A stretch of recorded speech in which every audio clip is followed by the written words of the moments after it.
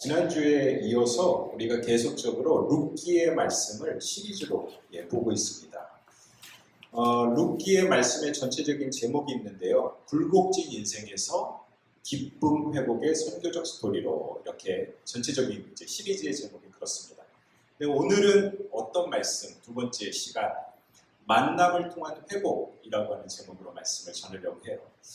지난주에 우리가 룻기 말씀을 보면서 1장의 말씀을 다뤘죠. 1장을 통해서 하나님과 함께 하심으로 말미암아 우리가 회복이 시작된다. 그리고 하나님이 원하시는 치유고 돌이킴을 통하여 우리가 회복이 시작된다라고 하는 말씀을 드렸습니다.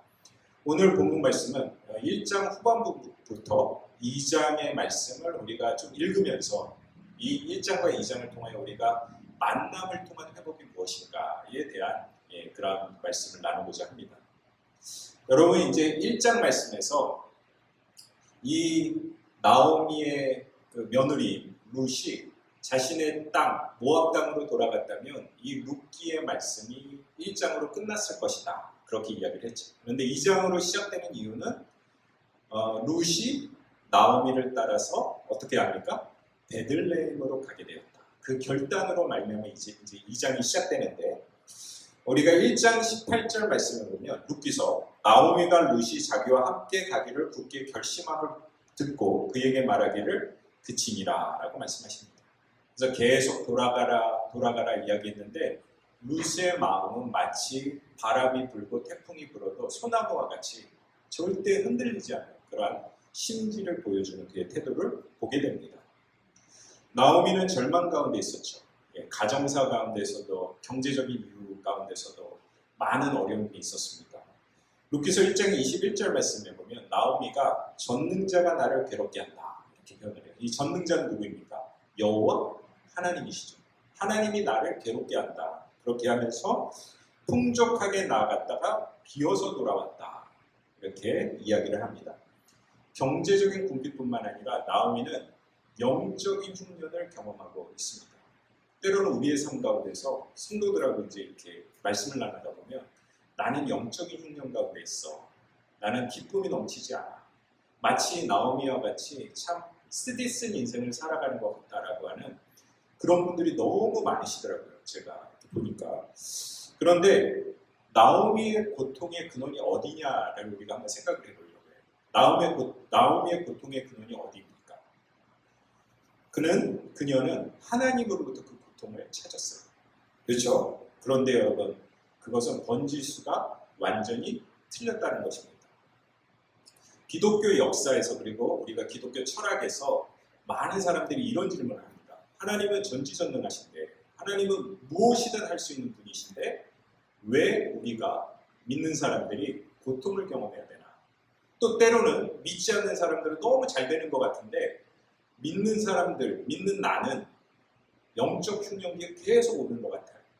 그러면서 하나님 왜 저에게 고통을 주십니까? 라고 하는 고통의 근원을 하나님께 전하는 그런 많은 사람들이 있습니다. 이런 거를 뭐라고 이야기하냐면 신정론의 문제다. 이렇게. 신정론의 문제. 하나님은 전능하신데 왜 우리가 고통을 경험해야 되는가? 이게 1, 2년의 역사가 아니라 기독교의 역사 가운데서 많은 사람들이 고민했던 내용입니다.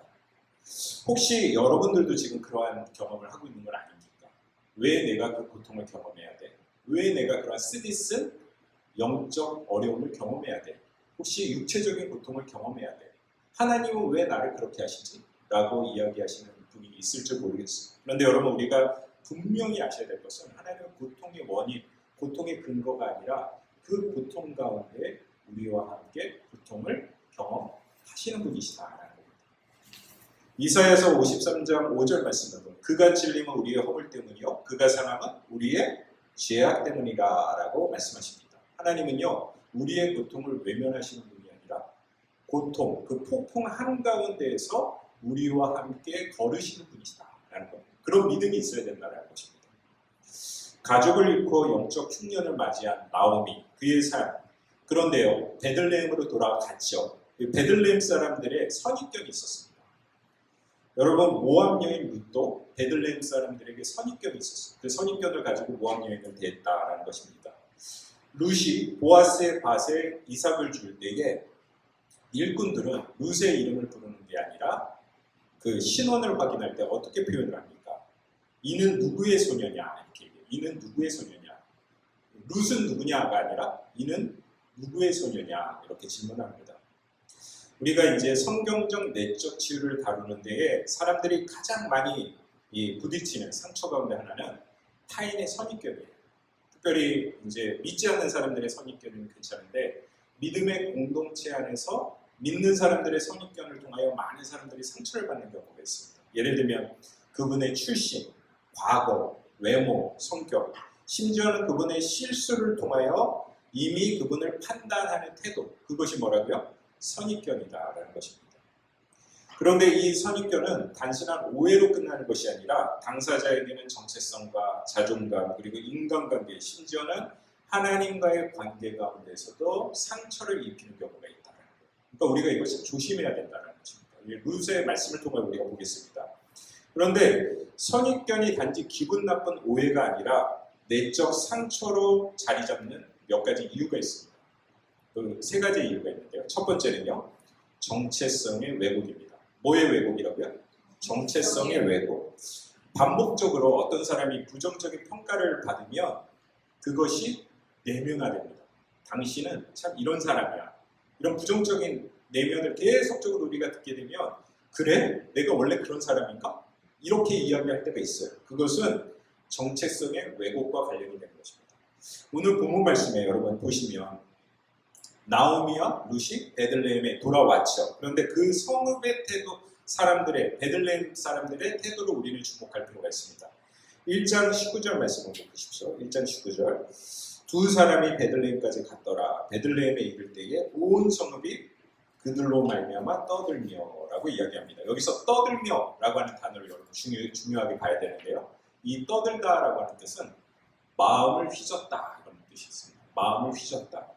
그렇습니다. 두 사람이 돌아오자 일종의 가십이 시작돼요. 많은 사람들이 뉴스를 그 가십을 통해서 마음이 휘젓게 됩니다. 나오미가 돌아오니까 마을 사람들이 이렇게 이야기를 해요. 왜 내 가족이 떠나서 두 여인만 오지 않을까?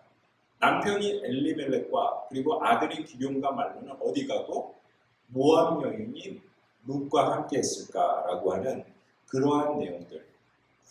마을 사람들의 평가는 나오미의 마음을 흔들었죠. 그래서 나오미는 본인을 나를 나오미라고 부르지 마. 나를 마라라 불러라고. 이 마라라는 뜻은 무슨 뜻이라고요? 쓰다. 인생이 얼마나 썼으면 나는 기쁨이라고 이야기하지 마.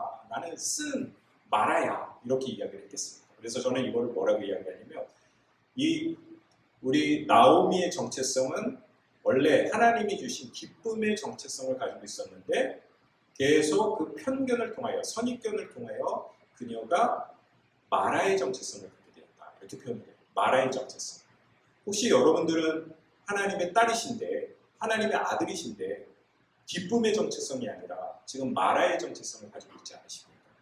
인생은 쓰기 쓰다. 그리고 반복적인 실패와 다른 사람들의 가시 때문에 내가 무너지는 모습. 그런 것들 하나님이 원하시지 않으신다는 것입니다.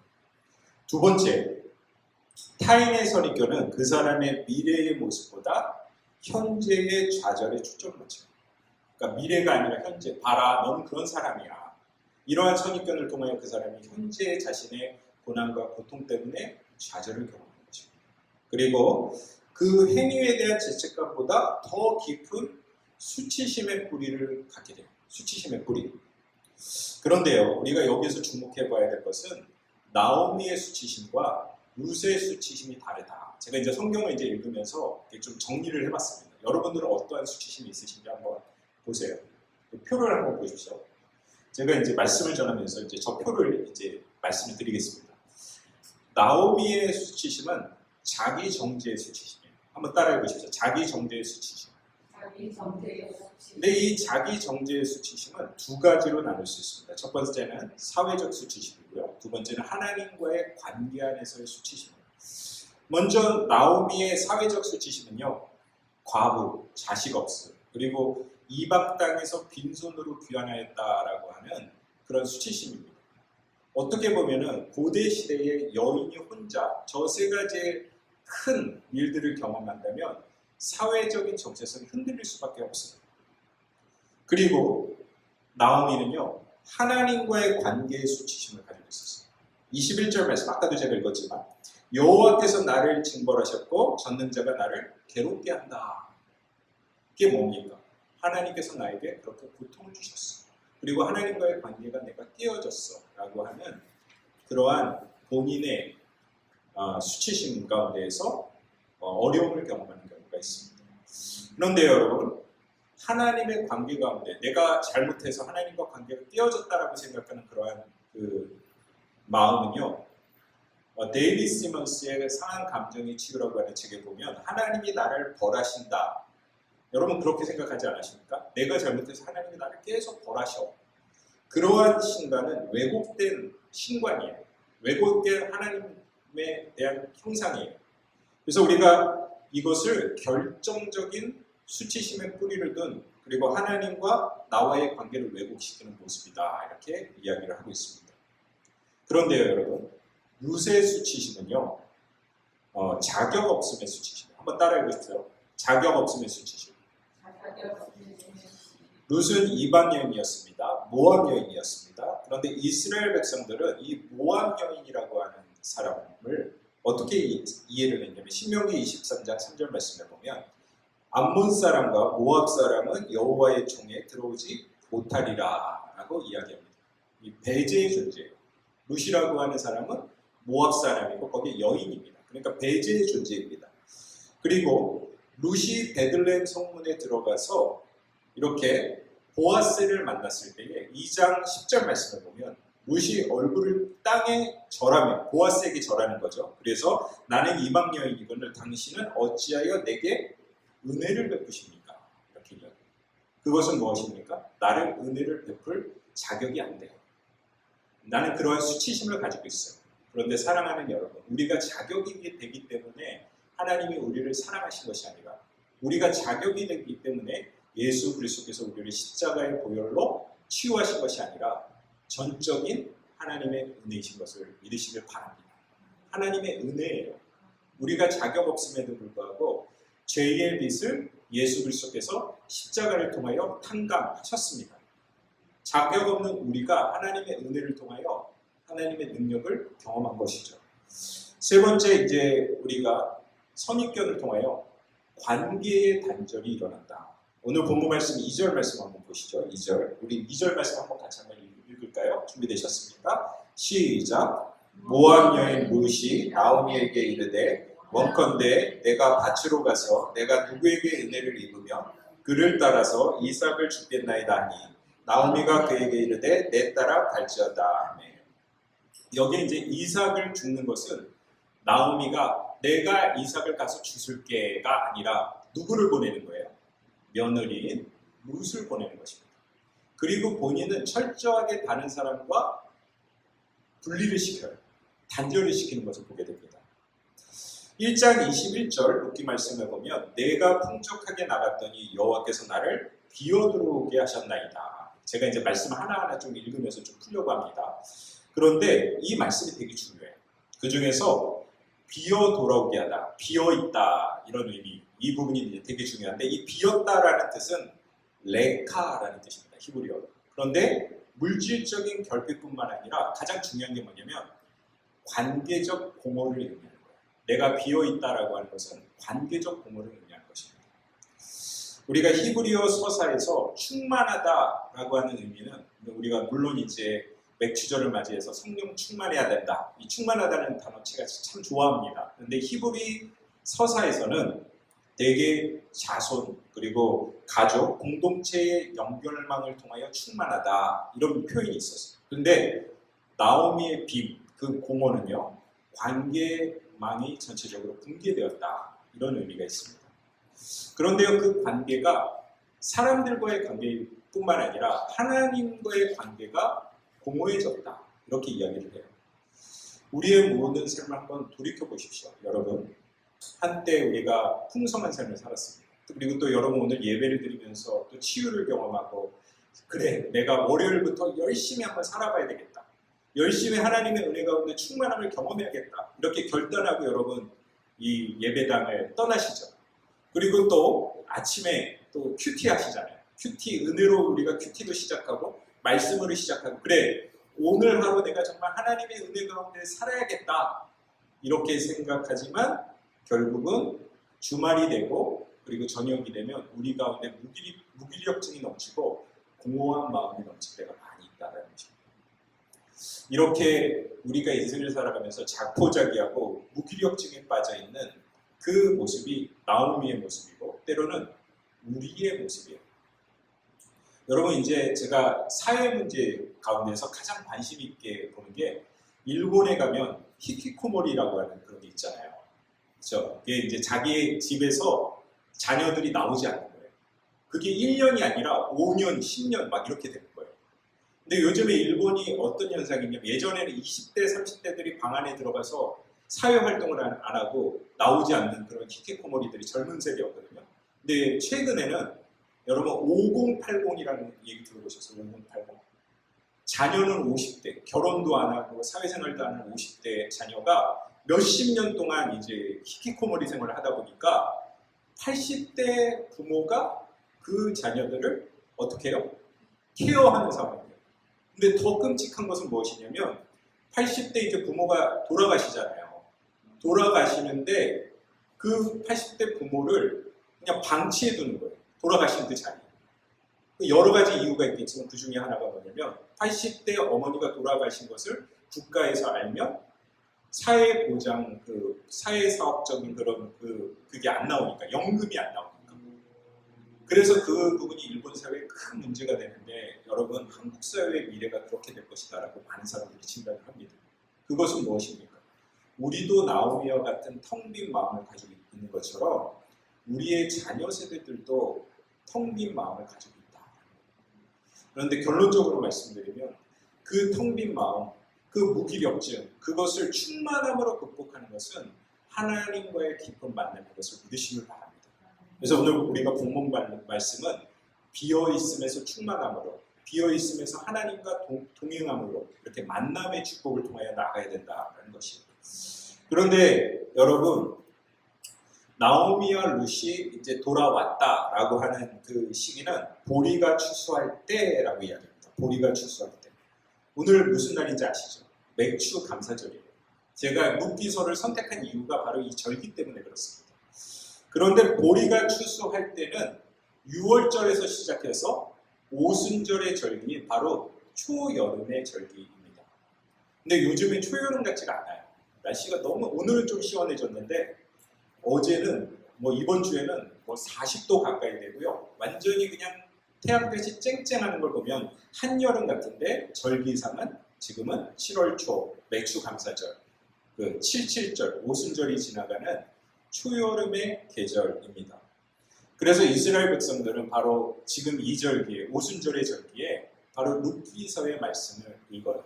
왜냐하면 보리가 추수했을 때 그 룻기서가 써져 있기 때문이에요. 그런데 여러분, 이렇게 이삭 죽기의 모습을 보게 됩니다. 이스라엘 백성들은 사회적으로 소외받았던 나그네와 고아와 과부를 위해서 일정 부분의 이삭을 남겨뒀죠. 그래서 그 룻기서가 서사적으로 이렇게 시작되는 것을 보게 됩니다. 룻기서 2장 1절 말씀 한번 보시면요. 나오미의 남편 엘리멜렉의 친족으로 유력한 자가 있으니 그 이름은 보아스더라. 그런데 이제 이 2장 1절이 되게 중요해요. 왜 중요하냐면 우리가 룻기서의 가장 중요한 그 주인공, 그 중에 한 명인 보아스가 2장 1절에 드러나기 때문이에요. 그래서 하나님께서 보아스와 룻과 보아스를 만나게 하신다. 그것을 만나게 하시는 분은 누구시라고요? 하나님이시다.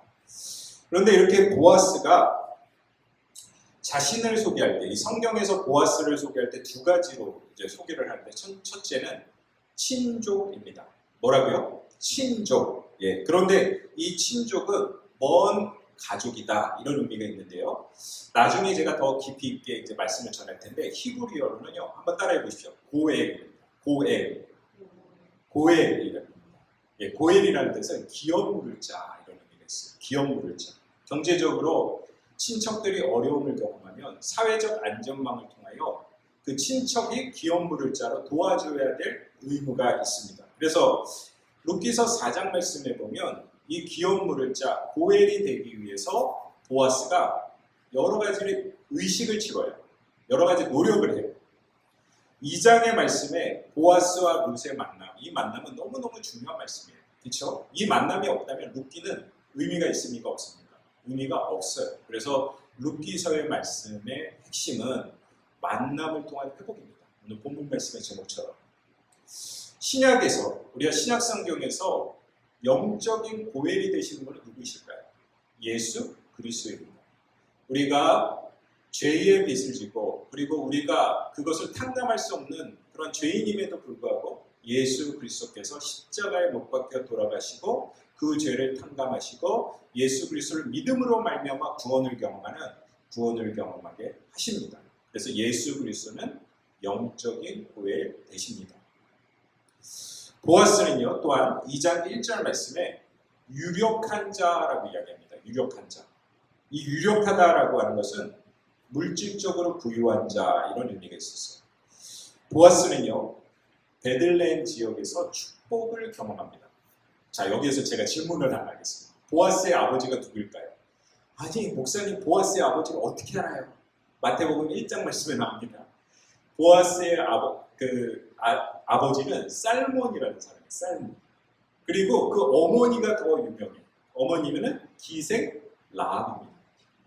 기생 라합은요, 여리고 성을 이스라엘 백성들이 정탐하고 그것을 무너뜨릴 때에 큰 공헌을 했던 여인이에요. 그래서 여러분 한번 보아스의 입장을 생각해 보세요.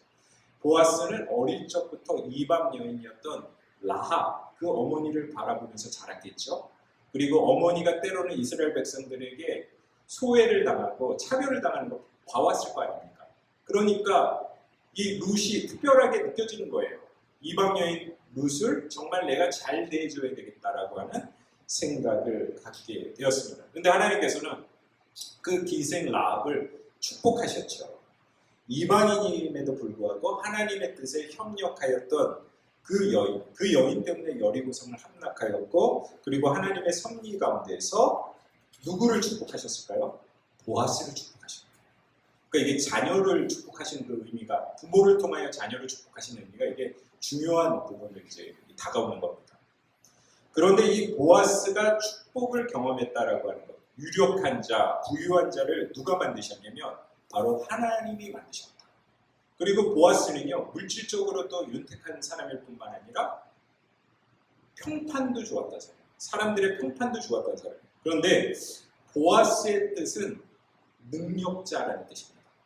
예, 얼마나 대단한 사람이 이름 자체가 능력자예요.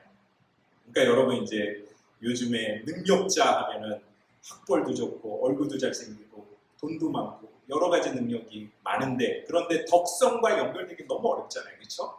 예, 그 완벽하게 어렵거든요. 근데 보아스는 물질적으로도 풍요로울 뿐만 아니라 덕성도 있었던 사람이에요. 그러니까 룻을 보살피고 룻을 아낌없이 사랑으로 대해줬던 사람이 바로 보아스입니다.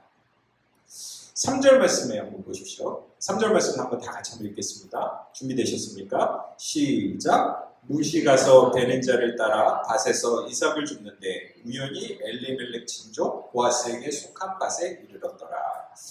여기서 우연히라고 하는 단어가 되게 중요해요. 우연히, 이게 히브리어로는요 미크레라는 뜻입니다. 그런데 우연이라고 하는 뜻은 뜻밖의 일을 이야기하는 거예요. 근데 여러분, 하나님 안에서는요 우연이 없어요. 그래서 우리가 이 부분을 이해할 때는 미크레라고 하는 단어를 룻의 미래가 보아스에 닿았다. 다시 한번 말씀드립니다. 이거는 제가 썼어도 너무 훌륭하게 잘 쓴 것 같아요.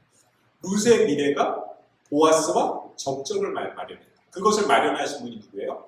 하나님이세요. 그러니까 미크레가 우리가 인생을 살아가면서 많은 사람은 럭키하다, 행운을 얻었다라고 하지만 하나님의 뜻입니다. 하나님의 은혜입니다. 그래서 이러한 생각들을 통하여 미래의 접촉점을 만드신 하나님께서 보아스와 룻과 보아스를 만남을 통하여 역사하셨습니다. 사도 바울은 에베소서 2장 10절 말씀에 이렇게 말씀하시죠. 우리는 그가 만드신 바라 그리스도 예수 안에서 선한 일을 위하여 지으심을 받은 자니 이 일은 하나님이 전에 예비하사 우리로 그 가운데 행하게 하려 하심이니라. 그렇습니다. 하나님이 만드셨습니다. 믿으십니까? 그리고 모든 것은 하나님이 예비하셨다. 이렇게 표현을 해요. 그런데 여기서 하나님이 만드셨다라고 하는 것은 누구를 만드셨냐면 우리를 만드시고 그 상황들, 우리의 상황들 가운데에 살아계신 하나님이 우리의 여건을 만드시는 분이에요.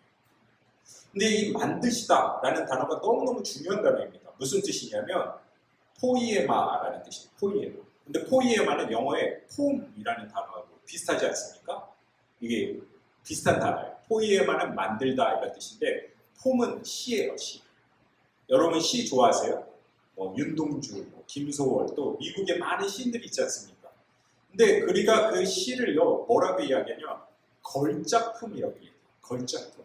그러니까 하나님이 우리를 만드실 때는 대충 만드신 것이 아니라 우리의 상황을 만드실 때 우연으로 만드신 것이 아니라 하나님이 걸작품으로 만드세요. 마치 시를 쓰는 것 같이요. 근데 여러분들 중에서 이렇게 이야기하는 사람들이 있습니다. 하나님은 왜 그 걸작품이라고 하는 내 시, 내 인생을 엉망으로 만드시는가? 그것도 신정론의 문제로 다시 돌아가는 겁니다. 여러분 그거 잘못된 거예요. 믿음으로 말미암아 여러분 궁극적으로 종장에는 하나님께서 모든 것들을 만드시고 걸작품을 여러분들의 삶 가운데 만드실 줄 믿습니다. 왜냐하면 여러분들이 걸작품이기 때문이에요. 옆에 분들에게 고백해보세요. 집사님은 걸작품이십니다. 그렇게 말씀하신 지 한 번도 없으시니까 뻘쭘하신 것 같아요. 그래서 걸작품이세요. 그래서 하나님은 우리를 걸작품으로 만드시고 우리의 상황들, 우리의 환경들을 걸작품으로 만드신 분이세요. 그래서 이런 것들을 저는 걸작품 의식이라고 이야기합니다. 아까 제가 마라의 정체성이라고 했죠. 마라의 정체성을 분명히 극복하고 하나님이 우리를 만드시고 우리의 상황을 만드시는 걸작품의 의식을 가지시는 여러분이 되시기를 소망합니다. 오늘 본문 말씀에 또 5절 말씀에 드디어 룻이 보아스의 눈에 듭니다. 그래서 보아스가 서한 즉 종에게 이 소녀가 누구냐 이렇게 질문을 해요. 근데 여기서 여러분 많은 사람들이 오해를 해요. 어떤 오해를 하냐면 야 룻이 얼마나 이쁘면 보아스의 눈에 한 번에 들었을까? 여러분 보아스의 수준을 너무 그렇게만 보지 마십시오. 보아스가 예쁜 여자이기 때문에 그 룻이 눈에 들었더라 그렇게 나와 있지 않지 않습니까? 아까도 말씀드렸지만 이스라엘 백성들은 소외되어 있는 세 가지의 대상들 과부, 고아, 그리고 나그네 이 사람들을 하나님께서 분명하게 사랑하라고 말씀하셨죠. 그런데 룻은요 이 세 가지의 범위 중에서 두 가지가 들어가요. 뭐가 들어갑니까? 첫째 과부, 두 번째 나그네, 그렇죠? 이방인 나그네, 그렇죠? 그러니까 룻은 하나님이 원하시는 일들을 행하는 선한 사람이었어요. 그래서 룻에게 선행을 베푸는 것을 보게 됩니다. 룻이 이렇게 기업 물을 자 그리고 하나님의 사람을 만난 것 그것은 우연이 아니다라고 말씀드렸습니다. 7절 말씀에 보시면 제가 7절 말씀 읽겠습니다. 그의 말이 나로 베는 자를 따라 단 사이에 이삭을 죽게 하소서 하였고 아침부터 와서 잠시 집에서 쉰 후에 지금까지 계속 중이니이다. 그러니까 보아스가 은혜를 줬어요. 너그러운 사랑을 줬어요. 그런데 그 사랑을 그냥 대충 넘어가지 않고 룻이라는 사람은 열심히 일했다. 이 부분이 너무너무 중요한 거예요. 열심히 일했다. 보아스는요. 룻이 시어머니 나오미를 복령하기 위해서 이삭 죽기를 더욱더 철저하게 하도록 그렇게 배려를 했습니다. 그리고 룻의 부지런함을 높이 샀어요. 우리가 삶이 잘 풀리지 않을 때 한번 생각해 보십시오. 그럴 때 그리고 우리의 삶이 밑바닥을 칠 때에 뭔가를 열심히 하기가 어려워요. 아까도 제가 말씀드렸잖아요. 얼마나 많은 청년들이 저는 그 부분에 되게 관심 많거든요. 청년들이 좌절감을 가지고 고난 가운데 있다면 부지런하지 않을까. 근데 그 사람의 탓만을 하는데 사회가 우리 청년들 힘들게 하거든요. 그렇죠? 그런데 정말 우리가 고난 가운데 역경 가운데 그리고 미래가 잘 풀리지 않을 때에 부지런한 삶을 살기가 더 어렵습니다. 룻의 삶은 어떻습니까? 부지런한 삶을 살았다라고 하는 거예요. 지치고 고되고 불투명한 미래 때문에 아무 일도 할 수 없었던 룻의 모습이었지만 7절 말씀에 부지런히 일했다 이렇게 표현을 합니다. 이 부분에 대해서 이제 심리학자들이 많은 이야기를 나누는데 특별히 마틴 슬리그만이라고 하는 심리학자가 있습니다. 그분이 이렇게 이야기해요. 어려움과 고난을 이겨내는 방법 중에 하나는 부지런하게 무언가를 하는 것이다. 이렇게 표현을 해요. 부지런하게 무언가를 하는 것이다. 긍정적인 노동이 사람들에게 그리고 깨어진 삶을 살아가는 사람에게 새 힘을 줍니다. 그래서 룻의 노동은 억지로 하는 부정적인 노동이 아니라 긍정의 노동이에요. 그래서 큰 의미가 있죠. 오늘 본문 말씀에 보아스와 룻이 만났다. 룻이 보아스를 만났다는 것은 만남의 시작이며 하나님이 적극적으로 그들의 삶을 걸작품으로 개입하는 위대한 사건입니다. 우리가 다음 주에도 계속적으로 이제 룻기서의 말씀을 읽을 텐데요. 제가 이제 우리 시리즈로 말씀을 이렇게 나눌 때에는 말씀을 들으실 뿐만 아니라 여러분들이 말씀을 읽고 오시면 더 은혜가 됩니다. 그래서 다음 주에는 3장의 말씀을 연결해서 할 테니까 3장의 말씀을 이렇게 대충 읽지 마시고 하나하나를 줄치시면서 읽으시면 이 말씀이 더욱더 은혜가 될 것입니다. 그리고 더 회복을 경험하시는 여러분이 되실 줄 믿습니다. 이 시간에 우리가 좀 말씀을 붙들기 원합니다. 나오미의 삶이 우리의 삶인 것 같고 룻의 삶이 우리의 삶인 것 같습니다. 그리고 우리가 수치심을 느껴요. 때로는 자격 없음의 수치심, 또 때로는 관계의 수치심, 때로는 내가 다른 사람과 비교하면서 수치심을 경험할 때가 많습니다. 지금 이 시간에는 다른 사람과 이렇게 눈치 보지 마시고요. 하나님과 여러분 단독자시니까 그 수치심들 하나님이 원하시는 것이 아니에요. 여러분들을 무너뜨리기 위한 악한 영의 공격입니다. 분명히 하나님께 선포하시며 여러분들이 정말 하나님이 원하시는 그런 일들을 회복하기를 원하시는 부분이 있다면 구체적으로 디테일하게 이 시간에 우리 다 같이 한번 좀 기도하고 그리고 제가 여러분들을 위해서 좀 치유를 위하여 그리고 회복을 위하여 기도하겠습니다.